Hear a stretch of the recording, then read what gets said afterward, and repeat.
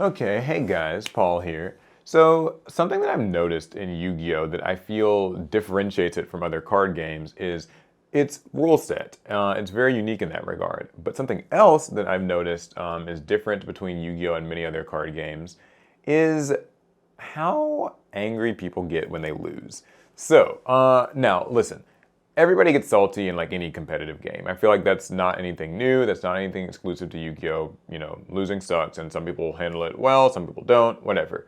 Um, the thing that I've noticed though is like when I watch people play card games like say Digimon or Pokemon and they lose a game or a match or whatever, it never really feels like it's like too many hard feelings, right? Like, I don't know. I guess I don't sense as much tension, or you don't hear as many like angry, salty, bitter words get thrown and, rolled eyes, slammed cards, things like that.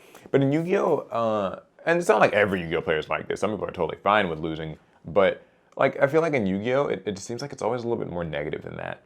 And this is something that always like, I just think about a lot. Like, what is it about Yu-Gi-Oh! That makes it so much more bitter, like, and just like painful to lose at. So much more like just frustrating. And I came to a couple of conclusions, and you guys can let me know what you think. It's something that I've kind of talked about a little bit on the channel before, but the first thing is probably the price. I think that a lot of card games are more affordable than Yu-Gi-Oh! Yu-Gi-Oh! Is arguably the most expensive one outside of maybe like Magic the Gathering, I guess. Pokemon, actually playing Pokemon is not particularly expensive. I know like there are very valuable collector's Pokemon cards, but just as far as playing it, Yu-Gi-Oh! Is pretty up there in terms of pricing. So you oftentimes will have to spend a lot of money on a playset of staple cards, Pot of Prosperity, Droplets, some extra deck card that you have to have, your engine of course. Um, and so when you lose after spending a lot of money, well, that's obviously no fun. Nobody likes that. So I see why people would get pretty upset.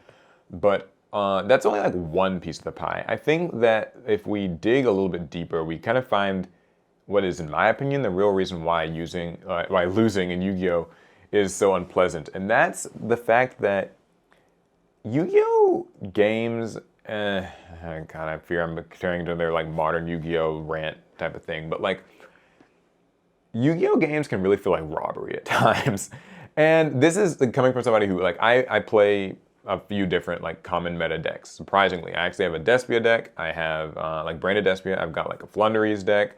And I've played against, all the like the 60 card pile stuff, Sword Soul, like, everything. Like, I'm pretty aware of, like, what's going on, believe it or not. But the thing is, you notice just from this year's format and the last few years of Yu-Gi-Oh!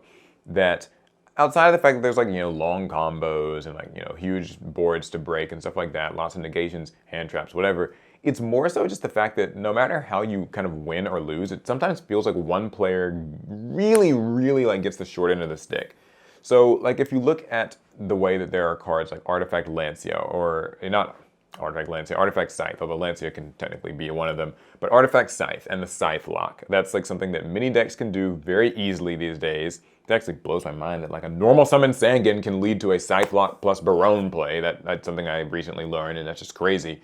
But the fact that like Artifact Scythe exists and can just lock you out of like summoning from your extra deck, which is something that almost every deck kind of has to do. Your opponent can like win a dice roll, go first, scythe block you, and you can't do anything about it. It like feels like robbery.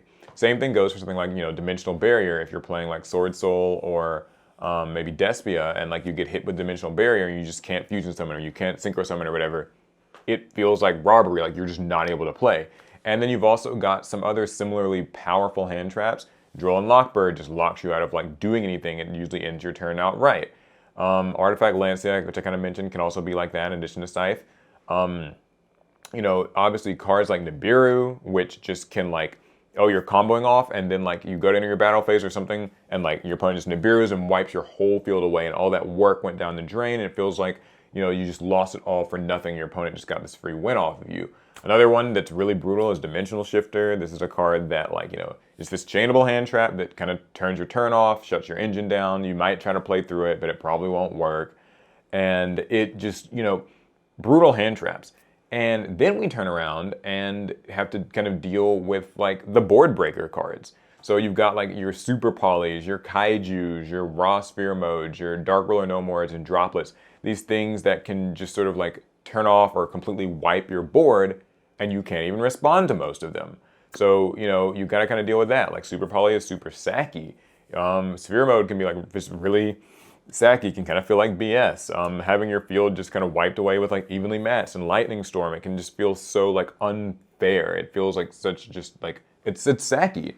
And so people don't really like that. And then if your opponent doesn't see those cards, like if your opponent doesn't see the hand traps that like shut you down or the field wipes that shut you down, then you probably ought to make a huge like board of, you know, multiple negates to where your opponent can't actually play. So either they're going to rob you of your win, or you're going to rob them of their win. So like you're gonna have like, you know, your 2 or 3 different negates out on the board. You're gonna have your Barone and your Borreload Savage and your Crystal Wing and, you know, your Apollosa and all these things, your Scythe Lock on them, and that all resolves, and like they can't do anything, so like they have to just pick up their cards and lose because like you went first. You just won the dice roll and did your whole combo and they didn't see the stuff they needed. So that can be a thing. Or floodgates. That's kind of been a fun recent topic. You know, someone flips royal, what is it? Like, not royal, rivalry of warlords. Or somebody flips there can be only one, or summon limit, or anti-spell fragrance, or God forbid, mystic mine. And it just almost seems like Yu-Gi-Oh! Only one person really gets to have fun at almost any given time. Like, now I'm being a bit, like, I'm exaggerating some of this, right? Like, I don't mean to actually suggest that Yu-Gi-Oh! Is strictly a dice roll freebie, you know, like, if someone wins, loses, and that's all it ever is. I've had plenty of grindy games. I've had plenty of games that are interactive, you know, games where there is real decision making, games that go past the first or second turn. These things happen, and they happen more than you think. Like, I think if you really enjoy Yu-Gi-Oh! You can kind of see past a lot of it, but I see how for the average player who's trying to maybe get better and trying to get results, this stuff can just feel so brutal and like gut-wrenching, and it just on both ends. It can be like very unfun. So it's kind of one of these things where like I hope that, and we always hope this like every year, that maybe like Yu-Gi-Oh! Can kind of move away from these cards that just shut opponents out.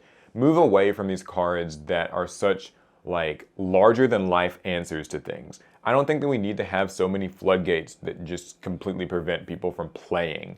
I don't think that we need to have so many boss monsters that just stick an Omni Negate on their effect and that's like it. Like they can just negate anything, you can get multiple ones out. I think that we need to get rid of these like kind of one-turn floodgate things like, you know, Artifact Scythe, like Dimensional Shifter, like I wouldn't say like ban maybe Draw and Lockbird, but like, you know, many of those cards that are kind of in that neighborhood, the VFD type of thing, like thank God that got banned or whatever, those cards that just can like shut your turn off, and there's others that I didn't even mention. I think that those cards are oftentimes the things that make Yu-Gi-Oh!